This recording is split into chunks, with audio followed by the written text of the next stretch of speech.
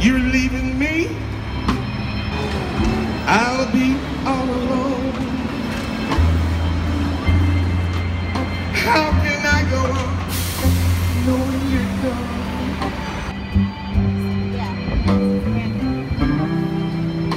Won't you please stay? Please say you will, babe. Now we can work it out if you want to.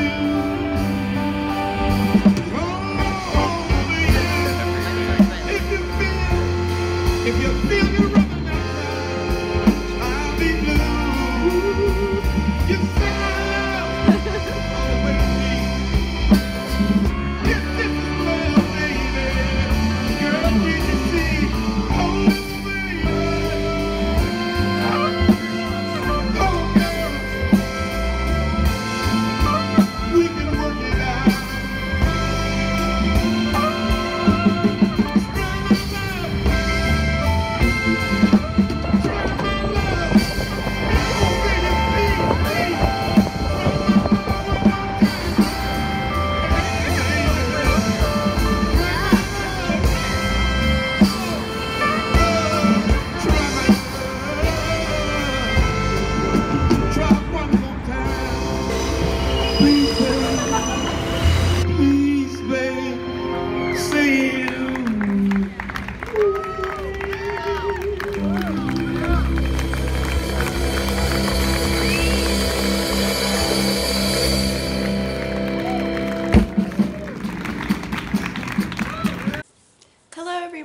Welcome to episode number 41 of the Brooklyn Knitfolk podcast. My name is Jaclyn. You can find me on Instagram, Ravelry, basically everywhere is at Jaclyn Salem. And I'd like to give an extra special hello to any new subscribers. I'm sure if you don't know already, the Clark socks pattern, my first design, was released about a month ago now. And I am absolutely blown away by your enthusiasm for the Clark socks pattern. Thank you so much to anyone who has decided to knit it. If you're tagging me in your projects, I just get so giddy with excitement seeing everybody's Clark socks. Yeah, I have no words, honestly, except thank you so much. And if you're here because you found me via the Clark socks, welcome, and I hope you enjoy this podcast. This is a YouTube channel all about my crafting and making, usually knitting and sewing, and then some other crafts here and there that I get up to. So, hello, and the only really bit of administration that I want to talk about is the BK Hipster Cal, which is in the middle of its running, ends at the very end of October, and you guys are blowing me away. I love, love, love the projects you are showing in the finished objects thread on Ravelry and all the chatter. There's like 1,500 posts or something crazy in there with you guys like chatting away about all these amazing patterns that you have found. So thank you so much for your participation in that. And yeah, like I said, we're only, about halfway through it. So if you haven't started yet, feel free, come on in. We still have another, I guess we're definitely over half of it at this point, but it still goes to the end of October. So we still have a month and some change left if you'd like to knit a project. And if you don't know what it is, basically you pick a project that has under 30 or under projects logged on Ravelry and you make it, and that's it.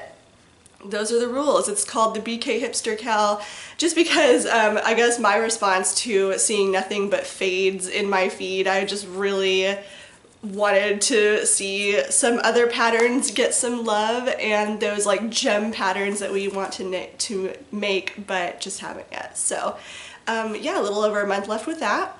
And then other than that, oh, I did announce a winner for I guess I wouldn't announce, I tagged a winner for the Becky Sorensen's Volca Socks pattern and her collaboration with Hannah of Corner of Craft and Gabby of Once Upon a Corgi Yarns, but the person who won has still not gotten in touch with me yet. So if you're the kind of person that just like never checks Ravelry, you might want to go look and see if you've won that prize, because if I don't hear back from you, and I'm gonna say a week, I'm gonna pull another winner, because it's been at least 2 weeks now since I've announced or ear burned you in the thread that you won the prize. So I think 3 weeks is sufficient to claim the prize. So if I don't hear from the person who won in a week, I will draw for another winner.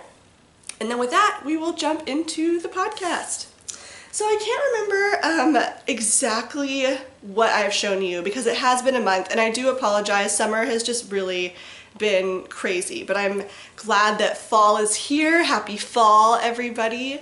And I hope to kind of settle in more and stay in a little more, but man, New York City, I tell you. Anyway, it's neither here nor there. But the point is, I can't remember what I've shown you in the last episode and what I haven't, so you may get some repeat information. But I do have this hoe here, which I feel I probably did have last time, but I can't remember. This is Knitpicks Felici in the Lost Lakes colorway, and I just love the color of these stripes. So, so pretty. And then I'm almost finished with this one. It's just kind of been sitting because I've been knitting on another sock design, so I haven't had a chance to finish it yet, but really I just have to finish the rest of this stripe and then another one. I'm already decreasing for the toe. So I just have to finish this stripe right here, and then there's a little bit of a light blue that kind of kicks in there, and then it will be finished. So I'd say like half an hour on this and I could be done, but I just work on where the wind blows me and what I want to work on. But I love Felici yarn. It's so soft and affordable. I have nothing but good things to say about it. So these are my Lost Lake socks. And the next thing I want to show you, I guess I'll show you a little skein of yarn. There's absolutely no knitting on this project yet, but this is living in a new project bag that was sent to me by Raquel. I'm not sure if she has an Etsy shop, actually. There is a website on this tag, so I assume that she does. Raquel.es. Because I believe she's from Spain. Yep, from Barcelona, Spain. She made this adorable project bag that has Snow White on it. And some of the dwarves. There are more dwarves. It's so cute, and it has this progress keeper attached to the zip of Snow White. I am obsessed with this bag. She said I could keep it or give it away, but there is not a chance in hell that I am giving this bag up. I love it so much. Anyway, living inside of it, oh, and it's got kind of green on, I just love this bag. And a pocket, and a pocket. I'm not doing a very good job of showing you this. And a pocket, and a little tab. Oh, I guess I did do something on this. See, I forget what I do sometimes, honestly. So I cast on for another sock, and I had every intention, here's the colorway real quick, which is, this thing has been waiting patiently in my stash for ages. This is Yarn Co. in the Fog colorway. It's a gorgeous lilac lavenders with kind of these speckles of orange in it. This skein of yarn has been sitting in my stash for about a year now, and every time I go to cast on another sock or I put together a combination for a multi-color shawl or what have you, the skein is always a contender, but then I just don't pick, I pick something else for some reason, and so I've just been dying to knit with this, so I cast on for a pair of socks. So normally my sock recipe is a 56 stitch sock on US ones. However, I really wanted to knit the monkey socks, which is a pattern by Cookie A. It's a really, really pretty pattern. I remember in my early stages of knitting on 9-inch circulars that I did attempt to cast on a monkey sock, but in my mind, in my memory, the reason I stopped knitting it was because I was so new to 9-inch circulars that my gauge was just really weird and super, super loose. I am a fairly loose knitter, and the monkey socks were just turning out huge. Not helping the fact that monkey socks are a 64 stitch sock, and I haven't really analyzed the pattern too closely, but I'm not so sure how easy it would be to take it down to that 56 stitch sock. So all of this to say, I stopped knitting the monkey sock back in the day, and I thought it was because of the needles. Well, now I've looked at the pattern and see, oh, it's a 64 stitch sock, and I like 56 stitch socks to fit. And so I've cast on the 64, but I'm holding off because when I knit samples for designs, I cast on 64 stitches because 56 on my foot looks like, it looks really tight on my leg, and the aesthetic for pictures isn't so great, even though it's what's comfortable because it stays up. I like my socks to have a lot of negative ease in them. So whenever I knit samples for the photos, I will always use 64 stitches. So I figure if I'm gonna knit a 64 stitch sock, I might as well knit a design with it and not a sock that I don't see myself wearing in the future, which is a real bummer because I really like the monkey sock design. I think it's gorgeous, but if it's not gonna be like comfortable to me like the socks I would rather have, I'd rather just knit a design. So that's kind of why I've held off on knitting any more of this. I cast this on probably 2 weeks ago now and just knit the cuff and nothing else, but it works out beautifully. This is a 2x2 rib, which is my favorite for socks. So I love it. I'm not sure what the design will be yet because it is variegated, so I need to make sure it's something that will show off the pattern to its best ability. So I'll keep you updated with whatever that becomes. Oh, and I love this bag. So it's just patiently waiting. Okay, what next? How about the new design? So I have another design coming out, hopefully by the end of this week. It's a hat, and it's knit out of Sweet Sparrow yarns on her Phoebe base, which is a DK tweed base. This is the Morel colorway. I just love the flecks of multi-natural colored tweeds, like the black, the brown nups, cream nups. It's just so, so pretty. And her Phoebe base has 231 yards in a 100-gram skein. So she sent me this for yarn support that I requested for a herringbone hat. This pom-pom is really floppy because it's not been properly secured to it, but it's a herringbone hat design. So I am fully aware that there is another herringbone stitch hat on Ravelry. However, this one is knit out of DK tweed. This is knit out of DK weight yarn, and the only other one I could find was Aran weight, and it also didn't have a brim. Herringbone stitch is not tricky at all to work, but the gauge for it is very different. Like, you need a needle size much bigger for a herringbone stitch than you do for what is normally required of a DK weight yarn. So the suggested needle size and what I knit this on is a US 10, which is huge for a DK weight yarn, and I knit the brim on a 4. So you can kind of see, like, that would be, it's super, super stretchy. Here, I'll try it on for you. Dun, dun, dun, dun. It's a fitted cap. I love it so much. But yeah, so the only other design that was out there that I could find was knit in Aran weight yarn and didn't have a brim. So it was quite a bit of work to figure out how to knit a brim and the herringbone stitch pattern on, you know, two very different needle sizes, and to do all the math and to make it work. So that's why I made this hat, because sometimes you have to design the things that you want to wear, and I love herringbone stitch. I love it so much. So there it is. I'm so excited with how it turned out. So excited. All right.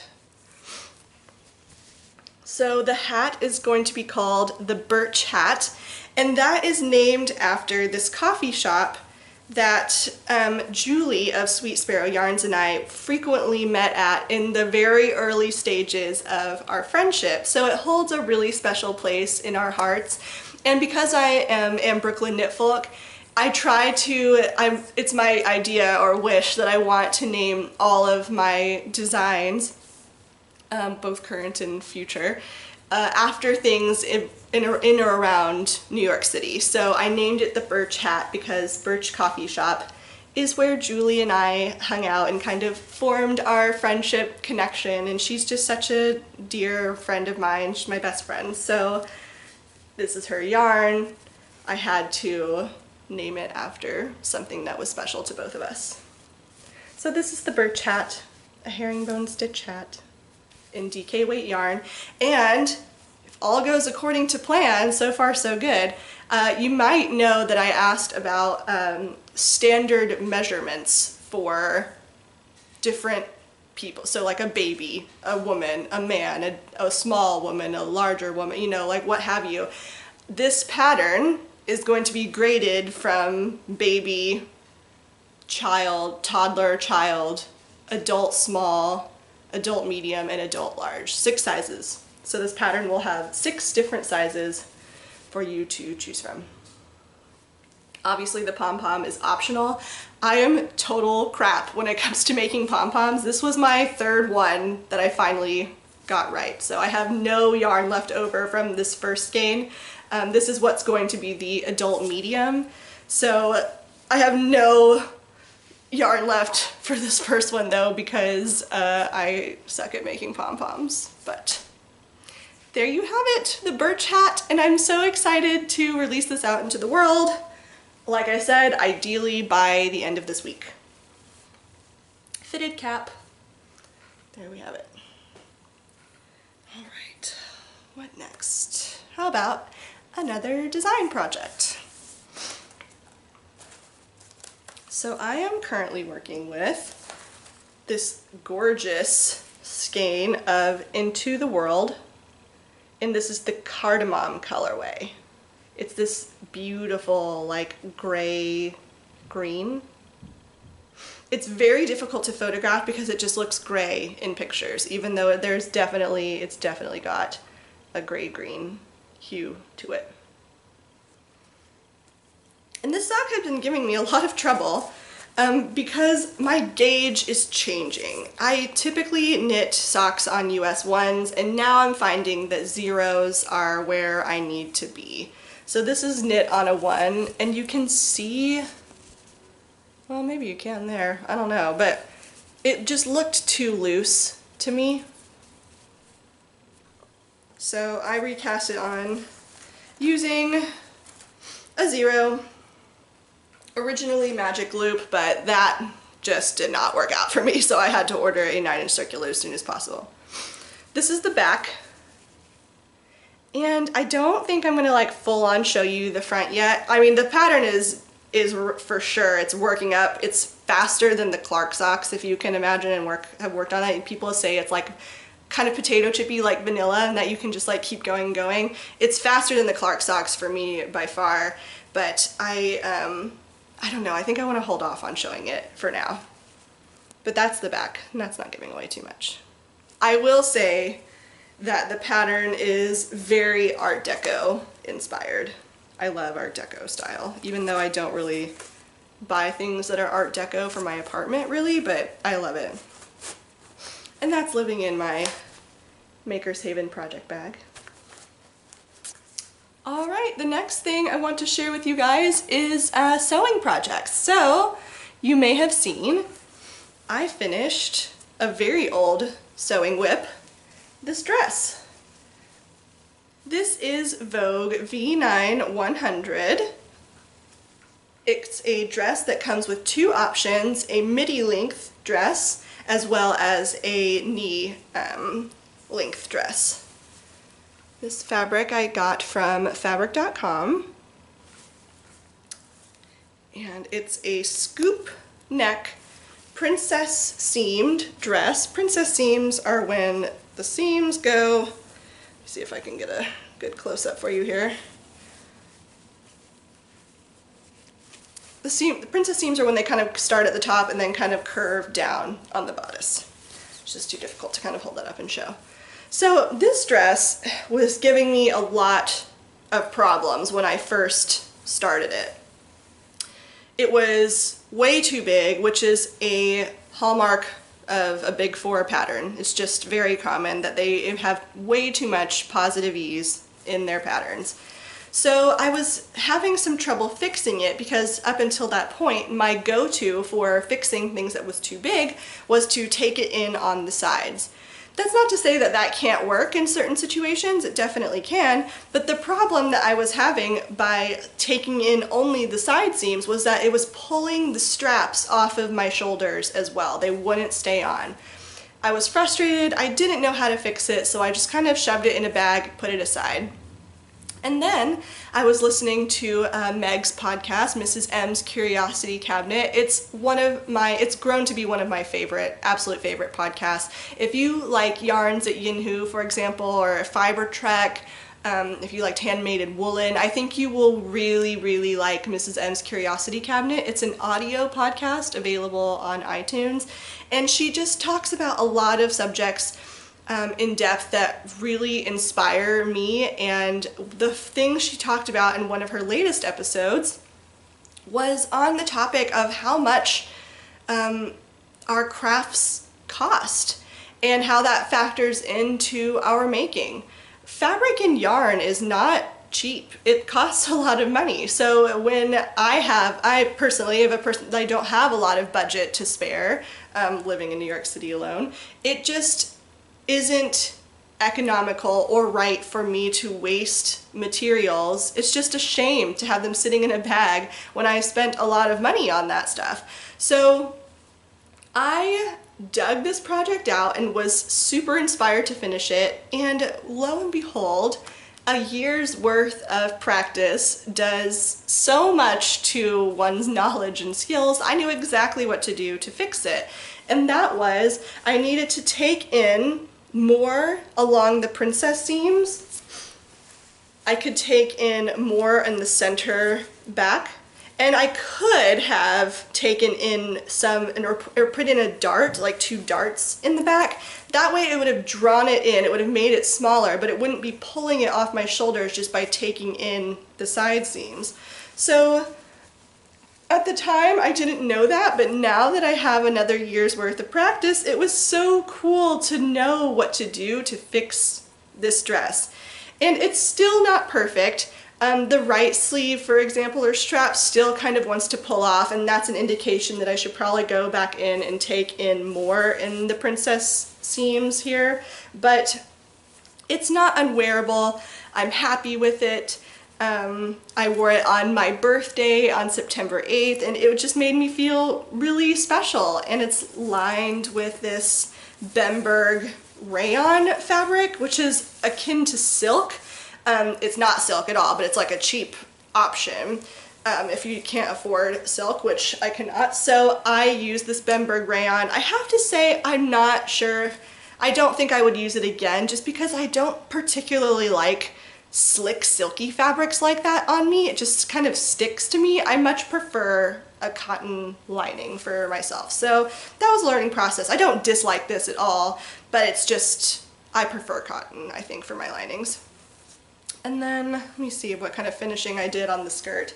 This was pre-serger, or pre-having a serger that worked, so it's just the seams aren't finished in any, you know, pretty way on the interior of it.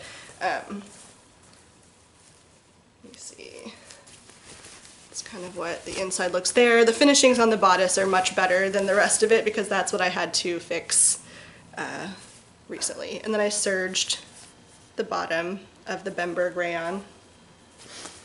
So yeah, the bodice is lined, the skirt is not. It's just kind of a free-flowing bodice lining. It's fine, it's comfortable, fits very well. The dress does have pockets, but this one does not. But the dress pattern has pockets, but I just didn't incorporate it because the fabric is so light and airy that I was nervous that anything that was in the pocket would be seen or showing anyway because of the bulk in it, so I just didn't bother.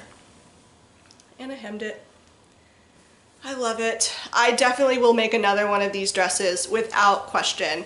The style of the garment is exactly my taste, and I just need to cut out a smaller size, I think, for future projects. That was also before I knew to look at finished measurements of a garment before cutting out my pattern piece. Do not go by your measurements and what the pattern tells you to make for big 4 patterns. Look at the finished garment measurements to determine which size you should cut out. Pro tip. But yay, I love it. Another sewing project that has not yet been cut out, but I've taped the PDF pattern together, is the Netty bodysuit. I love bodysuits. I wear them all the time. They're comfortable. They just look like they're tucked in. They kind of just like hold you in. I don't know. I love bodysuits. And this is the Netty bodysuit by Closet Case Patterns. I crowdsourced via Instagram the best bodysuit patterns. This was overwhelmingly the response. So the fabric I was going to use, I recently acquired these 2 fabrics. This lovely stretchy knit and this one.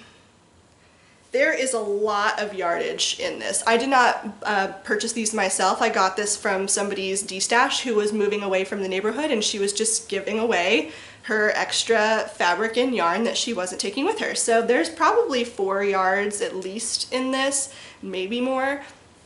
So I thought it might be a bit of a waste to use 4 yards on a bodysuit. If I have some left over after I make a cocoa dress by Tilly and the Buttons, which is what I would like to do with this fabric, then I'll look at perhaps making a bodysuit then. But until then, I'd rather use the fabric to the best advantage for the amount that I have, so this is going to be a cocoa dress. So that ruled that one out. And then I looked at this one. I love this kind of like ribbed texture on it, and I think it would be absolutely beautiful in a bodysuit. However, I read the instructions and it says it needs to be a 4-way stretch. And unfortunately, it's very stretchy on the horizontal, but not very stretchy this way. In bodysuits, again, because they, you know, go around your entire body, often snap at the crotch, it has to be stretchy in this direction too, otherwise it won't fit. So this fabric was out because of that. I have the very distinct fortune of being friends with Grace, who is Wizard Dreams on Instagram. I know I plugged her last podcast episode, but I'm telling you, follow her if you're a sewist, both newbie or experienced. You will learn so much from her Instagram stories and her live videos. She is excellent at pattern grading knowledge, how you can fix patterns or alter them to fit your body. I learn so much every time I watch her. Anyway, Grace works in the fashion industry as a technical designer, and they often send, they meaning fabric companies, send samples of fabrics to her work in hopes that people will take the fabric, try it out, see if they like it, and then place an order with them for the particular fashion brand that she works for. So I ended up snagging a ton of fabric from her that she was going to get rid of, and in one in particular, she found this black knits fabric that is absolutely perfect for the bodysuit. 4-way stretch. I love black. If anything else, this will be a muslin to test the fit, but she's so wonderful and snagged this fabric for me. So this is what I'll be using for the Netty bodysuit. Thank you, Grace.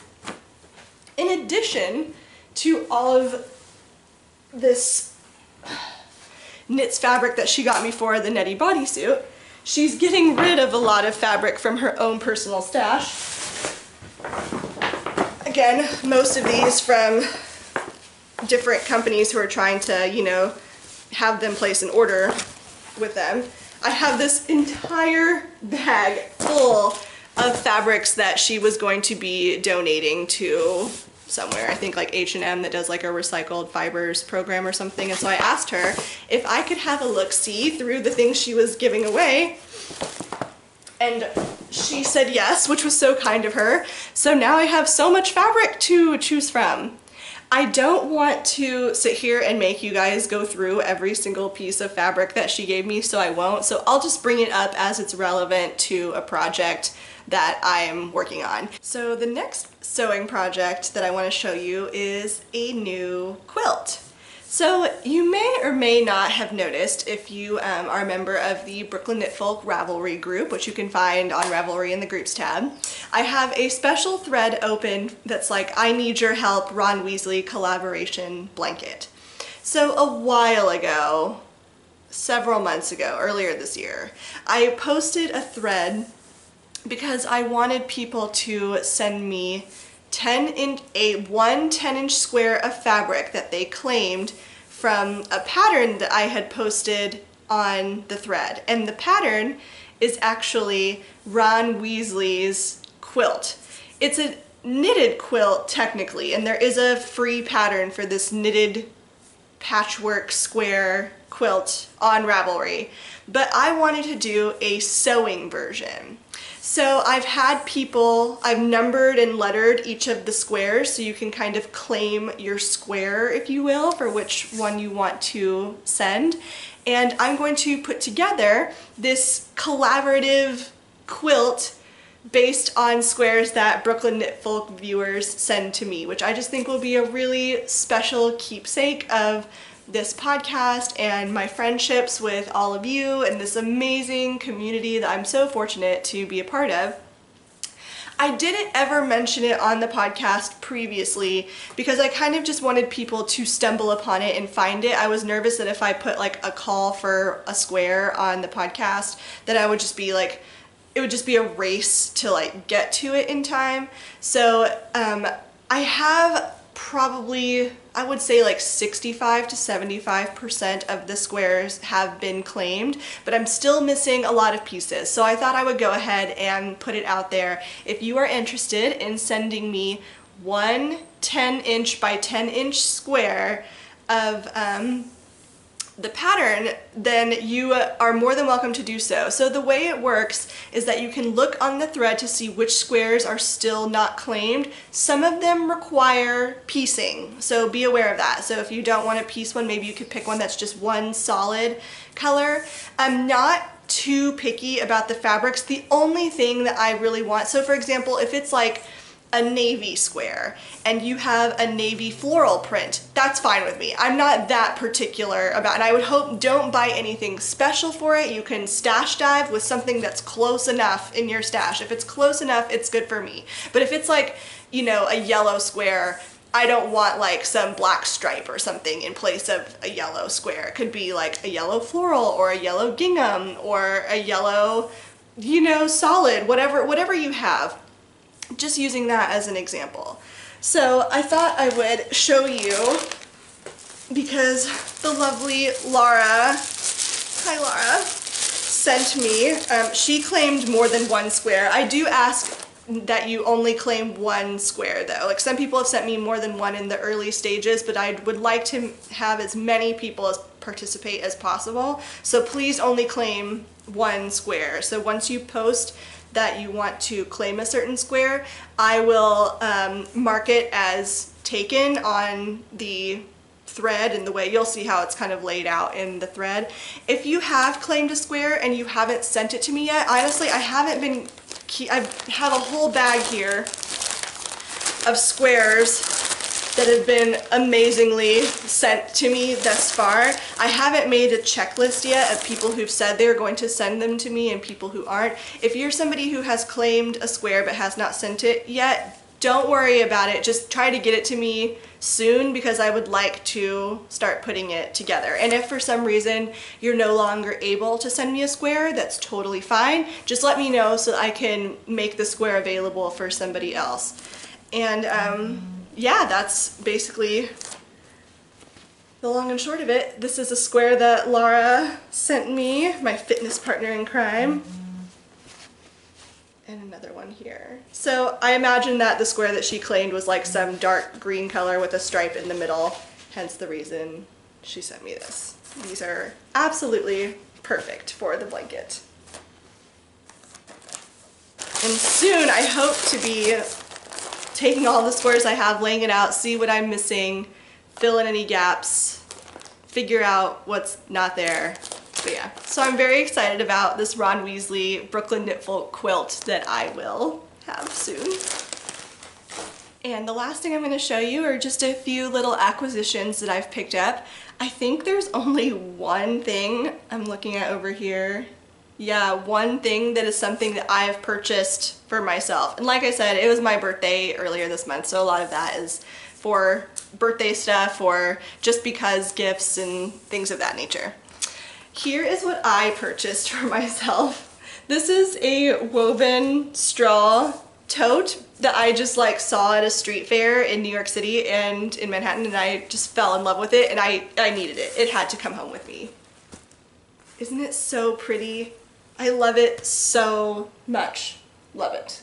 The reason I bring this up though is because you may or may not know that I have started my hashtag Brooklyn Knitfolk fall bucket list, and that's where I've made a list of a bunch of things I want to do in the fall. And so as I complete certain things, I post on Instagram about it with the hashtag.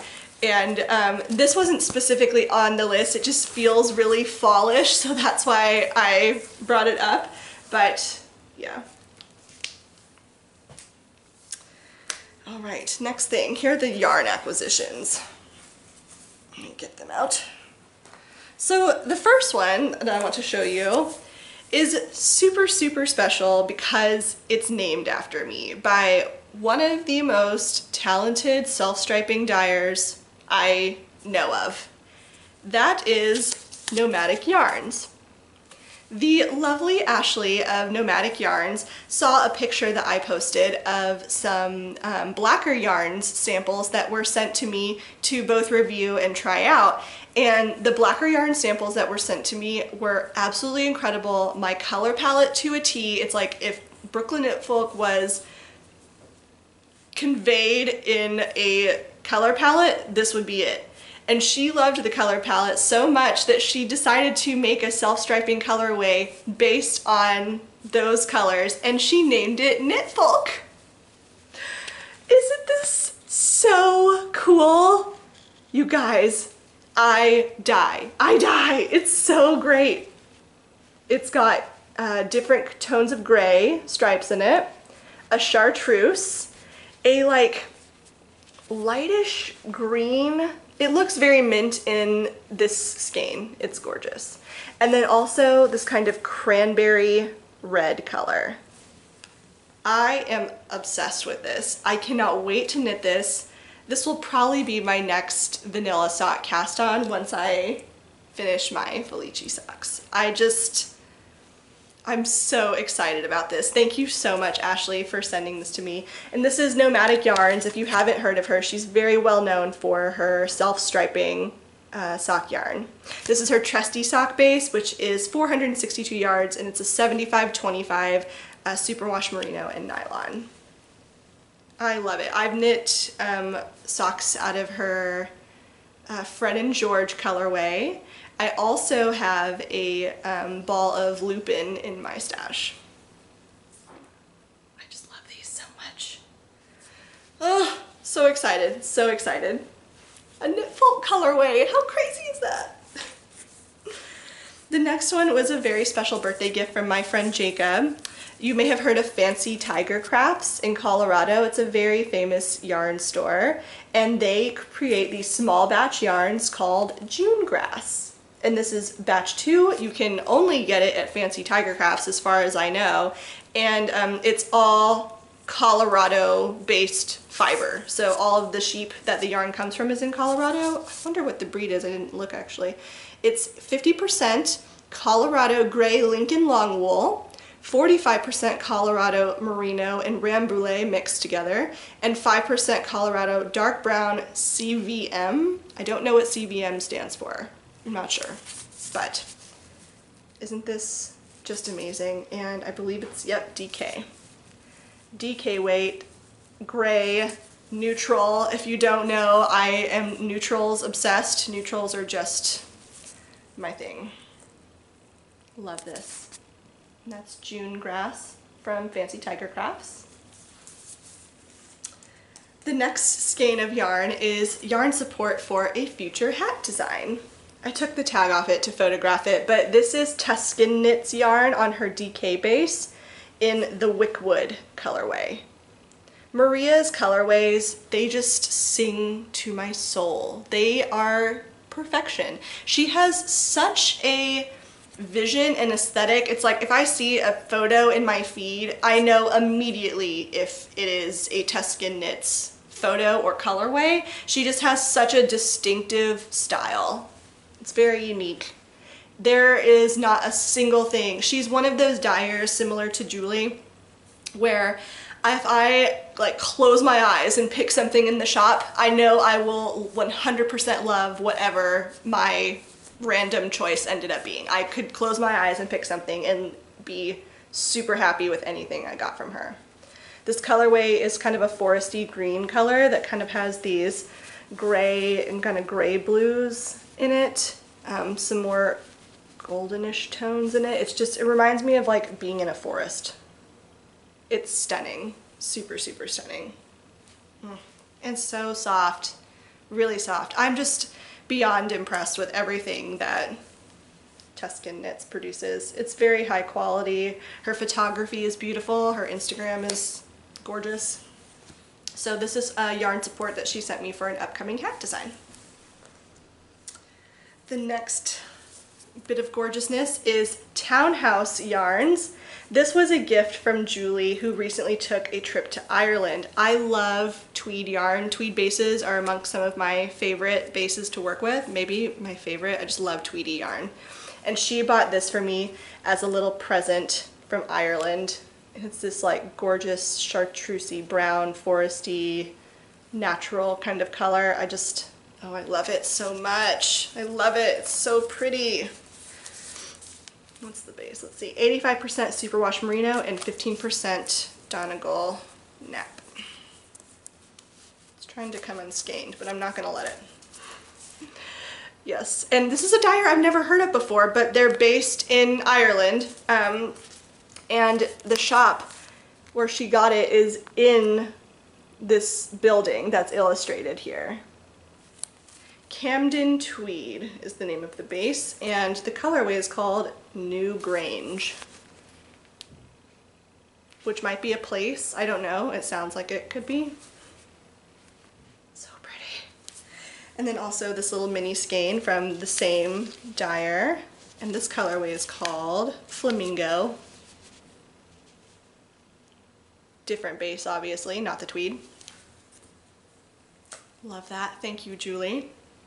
And then last but certainly not least for the yarn acquisitions, Ancient Arts Yarns. They do a line of, what is it called? Let me see. Meow Yarn Collection. And a portion of the proceeds of the price are donated to shelters. And this one is called Maine Coon Callie. Isn't it so pretty?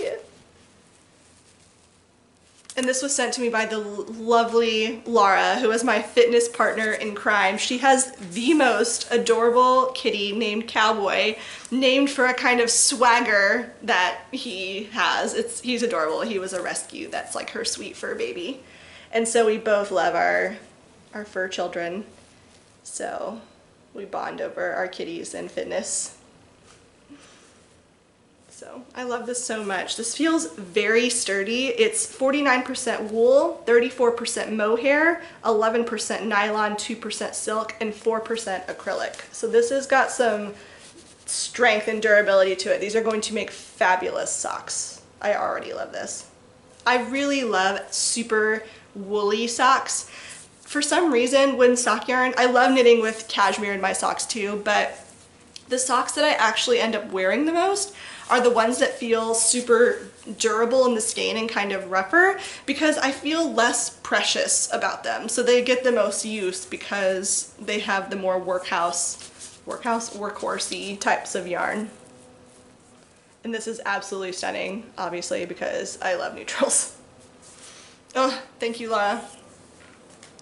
And then last acquisition that I want to show you before I talk about two other things briefly.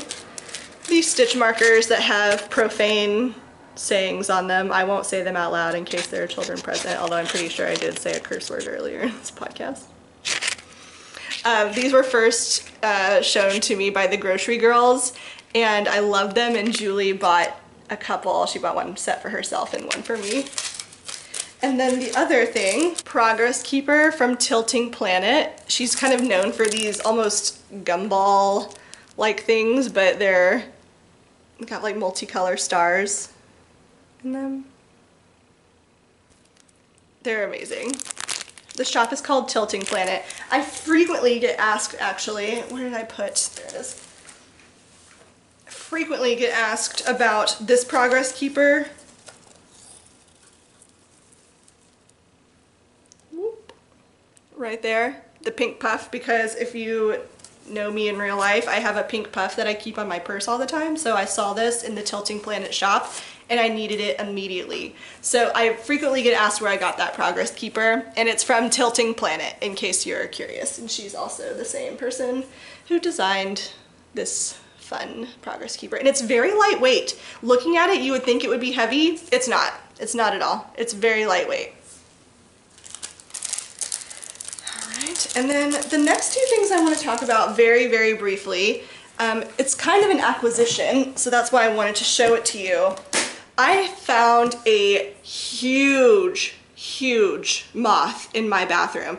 This is not a yarn eating moth, because the really, really big ones, like we're talking giant, like that, I believe don't eat yarn. But I'm not taking any chances. Once I saw that bad boy, I was like, not happening. So I bought several of these plastic totes to keep my yarn safe. It's just not worth it. The reason I bring this up though is because I originally was trying to purchase from IKEA, but they were sold out of the size that I needed, so I had to buy from Amazon. In addition to buying this size though, I did buy a different size from IKEA that was larger because I needed a really big bin for fabrics as well. And now that I have both of them, I really want to stress that the Amazon ones are a million times better than those cheapo ones from IKEA. The IKEA ones are okay, but honestly the lid doesn't really, it's not airtight at all. The closures are not nearly as good as the Amazon ones. So if you were thinking about getting those, like yes, they're economical, but if you're wanting something that you know for sure is gonna keep it secure, I would definitely go for the Amazon ones. I found these that have these kind of black snap handles. Not sponsored in any way by Amazon, just wanted to share the experience because I did get both of them, and it's no contest that this is the better product. And then the last, oh, I forgot one acquisition. I forgot one thing, it was a birthday gift. My friends Tim and Jessin, they don't watch this podcast, but they were in an antique shop and saw this. It's a yarn ball holder. How freaking cute is this? Right? Antique shop. I have an antique yarn bowl. Isn't this so cute? And then it kind of even looks like Jafar and Mika because it's a tuxedo cat. It's so cute. Anyway, thank you to them, but they don't watch this, but it's amazing. I love this so much. the last thing I briefly wanted to talk about, you may have seen that I posted a short Brooklyn Knitfolk in the Wild video about my experiences with Sunbasket. It's a meal subscription delivery service thing. I've really been wanting to try one out. I'm not sponsored by them. They had no idea that I was even making the video. One of my friends just gave me a code to kind of try it on a discount, so I did. And I am really, really enjoying it. If you've been thinking about a meal subscription service, you might check out that video just to kind of hear about my experience with it. I won't, go into too much detail about it here since I made a separate video. But I will say, I read this really fabulous article about productivity that my friend Tommy shared with me. I'm not like a freak about looking up stuff about productivity, but the article was just so enlightening to me. I'm gonna share it in the down bar below if you're interested in reading it. It was just, it connected a lot of dots for me about why things are productive and why things are not productive. Essentially, you have a bank of productivity. Whenever you're using your waking hours doing things like meal planning, laundry, cleaning your house, that takes up a certain amount of your willpower and your productivity for the day. And it gives you literally less time to devote to other things that you want to be more productive on, for example, my crafts. So kind of reading that article and the way it kind of laid things out, the foundations for being a productive person. Of course, the foundations are essential: sleep, food, shelter. Those three things kind of have to be in order. Otherwise, it kind of throws the rest of it out of whack. The article was so fascinating to me, and it just really got me thinking about, I love food so much. I'm definitely a foodie. I love spending my money trying new restaurants. It's one of my favorite things. But sometimes I come home and I just have no desire to cook whatsoever.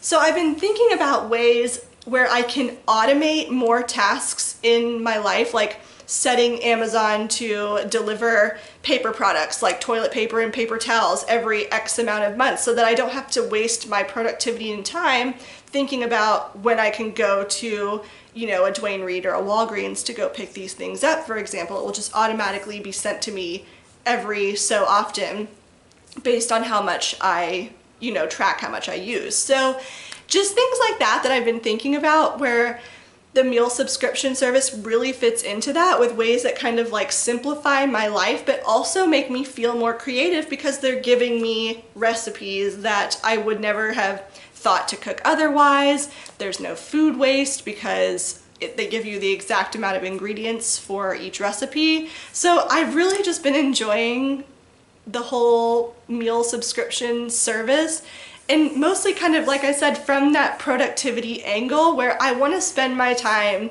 being productive on the things I really care about. This podcast, my making, knitting, sewing, you name it. I want to do those things. I don't want to, waste time thinking about what I'm going to cook for dinner every night. But I also love food, so I want it to be good. So that's kind of, just something I've been rolling around in my head, and I thought I would share with you all.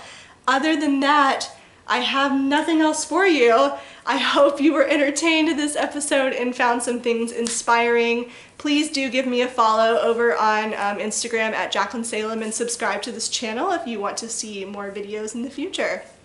I hope you guys have a great couple of weeks. I hope you're excited about the herringbone birch hat that I'm going to be releasing this week. And yeah, take care everybody. Bye.